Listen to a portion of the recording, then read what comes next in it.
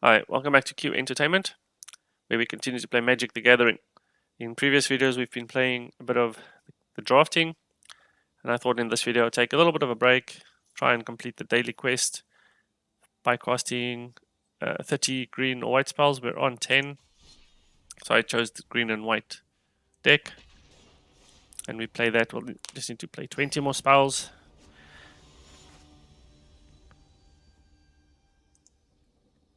It's more gold than experience. Okay, we have the land, but nothing to cast. I think that's a mulligan. Okay, we have stuff to cast 2 lands. We'll keep it, and we will put back the envoy, I think. At the beginning of your upkeep, put a +1 counter on each creature. Wow, but it is 5 mana. And then we'll play the Edge Wall Innkeeper. And we can play this for the Lovestruck Beast if we have another green land, which we do. I wonder, does this trigger the Edge Wall? No, okay, we have to actually play the actual entire creature. So let's see, do we play tap 2 creatures, or do we just play this Lovestruck Beast? We draw a card. No attacks.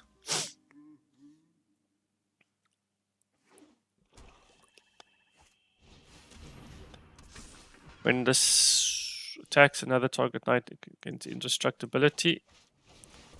And we say no.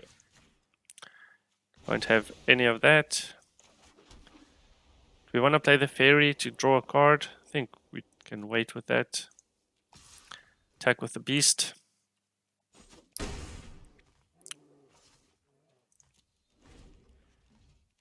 One, two, three, four. So next turn we could tap their creatures and play the squire. Ah, they have another commander. So I think we'll tap it and attack with everything.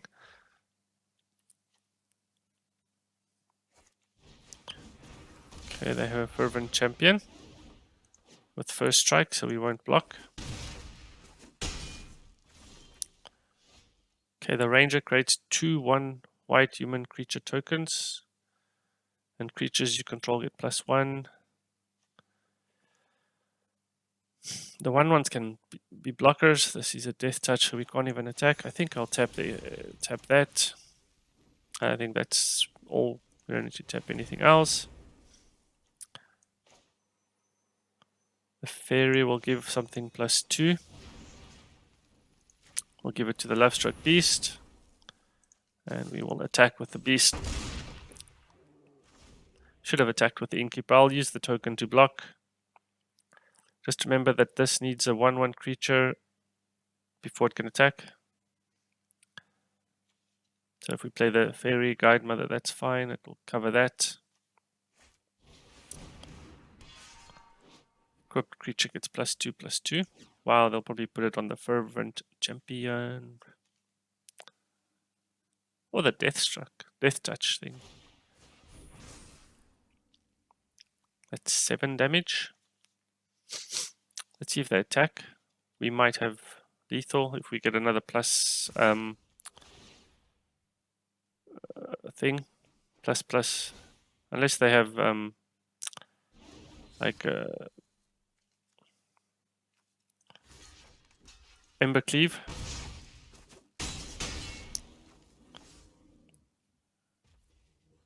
So we have 5 damage on board. We need 3 more to have lethal. We don't ship it. Return target permanent you control to its owner's hand. So we'll play the fairy. Get a card. We have another Edgewall Innkeeper. Turn target permanent you control to owner's hand. I think we can use the fairy to block and return it in the next turn, so we should leave 1 white mana open. So we'll do 5 damage. We'll end the turn. What was this ability? Whenever a champion attacks another target knight, you get +1/+1 until end of turn. So we can assign the fairy as a blocker and then return it to our hand. That prevents damage. Or we can send the Lovestruck Beast to our hand. Then those creatures fight each other. But then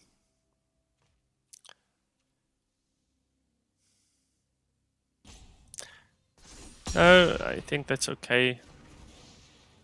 Next turn, worst case, we can create more tokens. All of the Skyclave.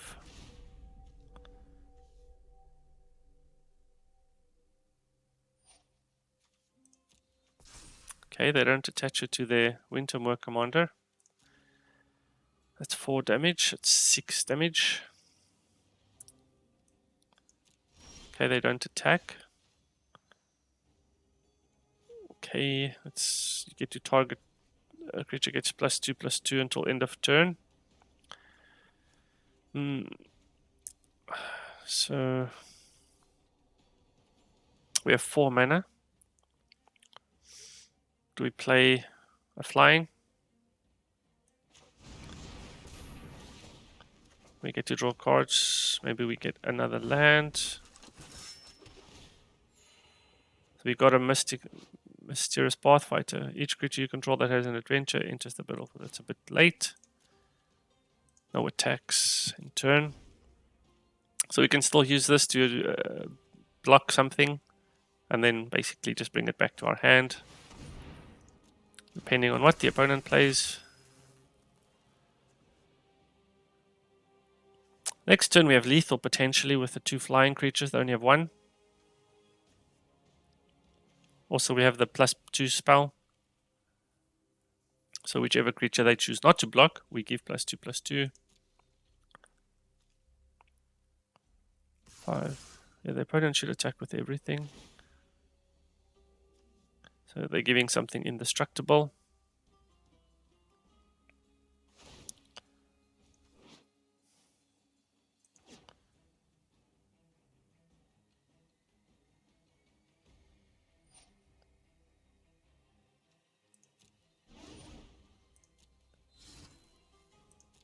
Okay.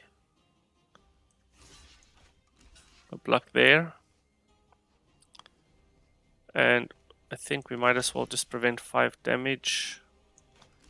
And we'll block there.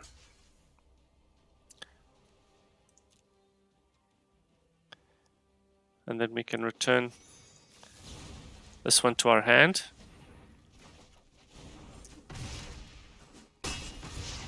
Okay, they ran their Fervent Champion into our Ardenwell Tactician. We draw another land. 1, 2, 3, 4, 5, 6. So how do we play this? Do we have a thing that taps a target creature? No. Can play 3. Tap target creature gets +2 and gains flying until end of turn. That should be almost lethal. Do we have anything else? 3 and 2.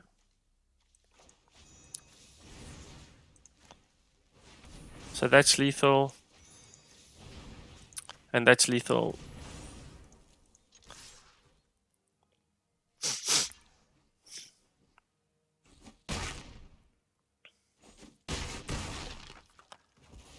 Yep, it's a good game. And that's the sort of synergies I need to add into the drafting. Things that give each other ++ and flying and all sorts of wonderful combinations. Okay, we'll play one more. Okay, we'll play one more. Need to cast a few more spells to get the daily quest up against Flip Foil. Not the greatest hand. We need green land. I'll take a mulligan. Well, we have one of each, so let's see what can we put back.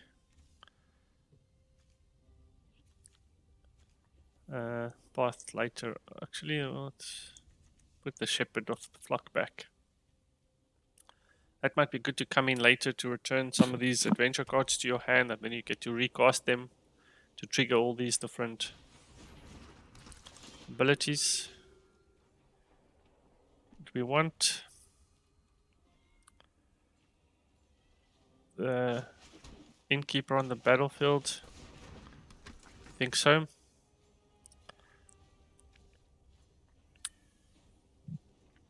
Not sure if having this played first would have made a difference. We don't have anything to play on turn 2 really, other than maybe this.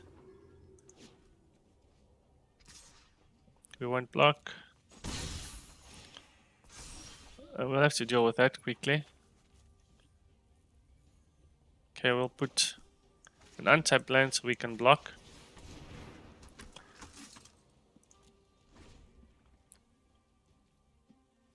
So we'll play this next turn, and in the opponent's turn we'll tap whatever they have. Okay, they can attack with the priest. We might have to just take it this turn. I'll seed so they can sacrifice it, then target creature or enchantment gains protection. But they have to leave 1 mana open for that always. Maybe we get a banishing. Yeah, they'll just sacrifice it, I think. I think that's fine if they sacrifice this now. Okay, they choose not to.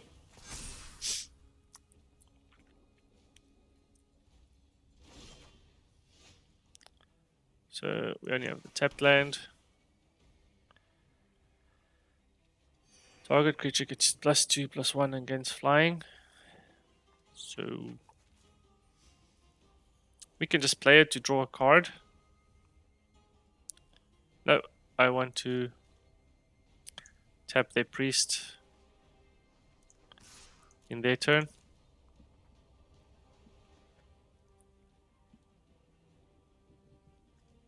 Don't think they'll block, or they might to get the priest even bigger. Give this, get the life gain.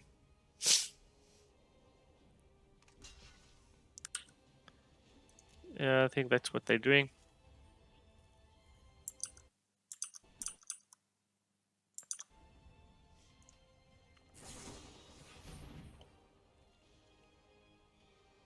Oh boy.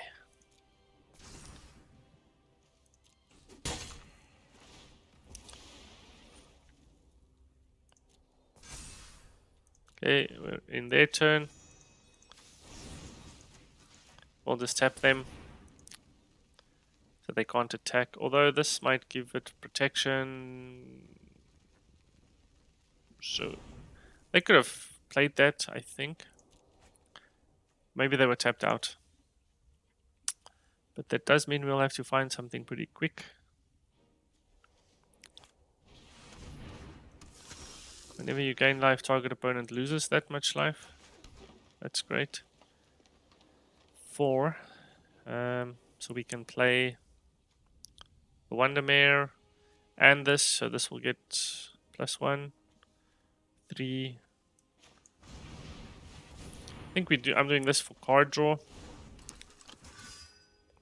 I should have manually tapped the lands. It chose the wrong lands. Might have to just block to preserve the life total. I'm not sure. Although I do welcome the card draw.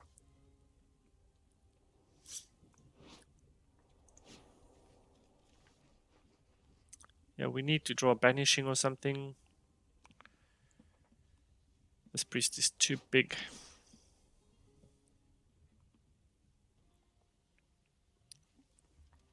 And whenever you gain life, target opponent loses that much life. And for 5 mana things you get life gain.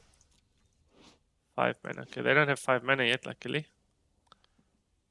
Do they have another righteous spell or the other one that gives an attacking creature outflank? Do they have it? Okay, they have 3 cards. What's going on? 1 flip foil.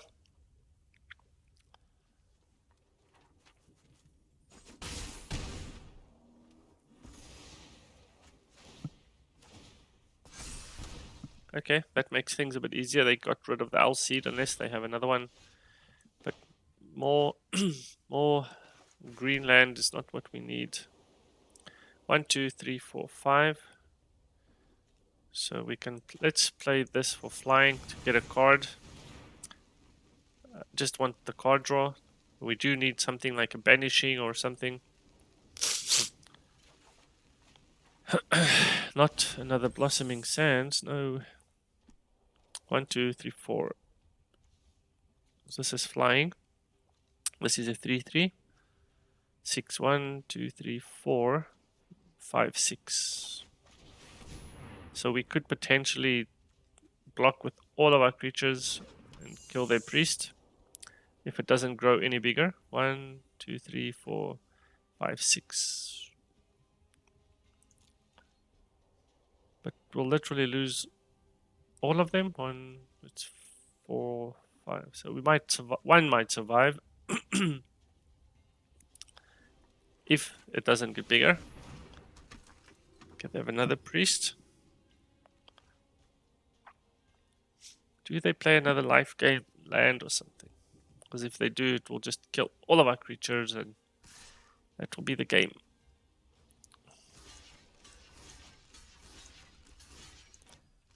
They might have a spell to give this life. Another Soured Barons.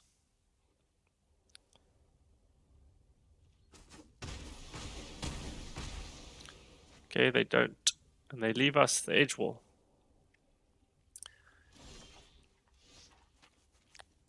So let's draw a card first. Okay, we get the Banishing Light we wanted. 1, 2, 3, 4. Do we need to use it now? Or can we get the life gain?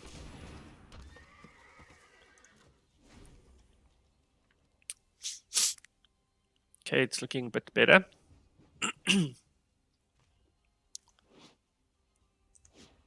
They don't nearly have the right mana for this. They have no life gain on board.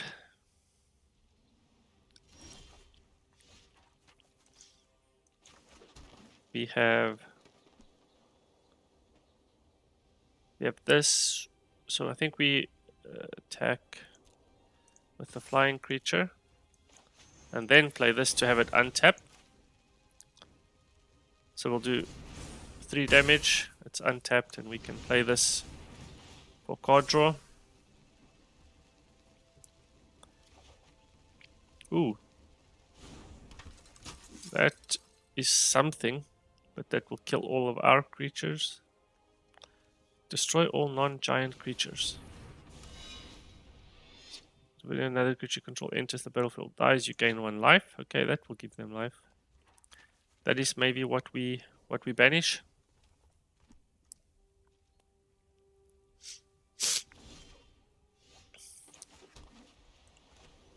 We can actually just play the 7/7.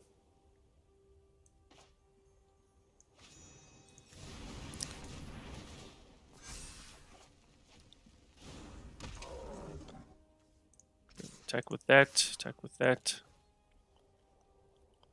They can double block the Wondermare, triple block it.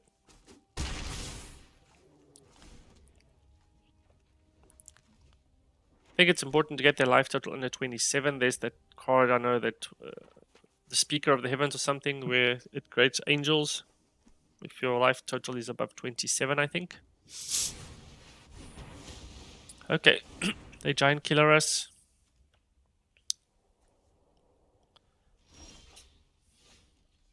Tap up to 2 creatures.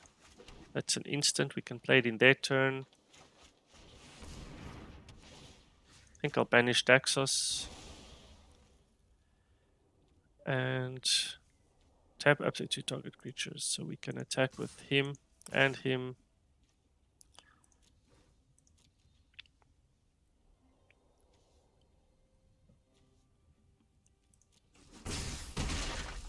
We'll put a stop in the opponent's draw phase. We'll tap those, so they can't attack or do anything.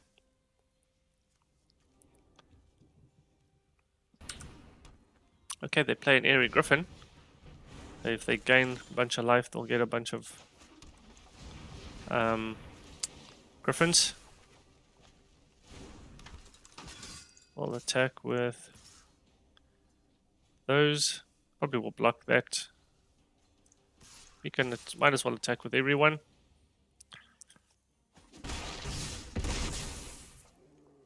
They choose to not block anything. Maybe they have something to deal with all of our creatures.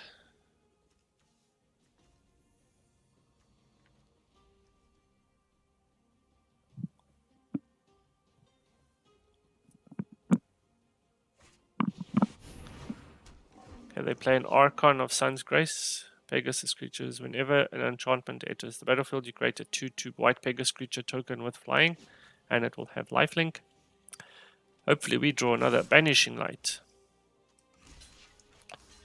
We'll block their Giant Killer.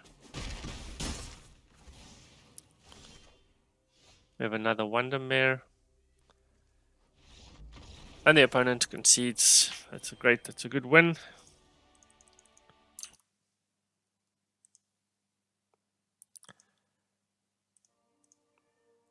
So with 2, let's see what is this enough to get this. Yeah, we managed to get the reward and a pack as well. Back on 8,000. Okay, I think I'll end the video there. I hope you enjoyed that. See you in the next one.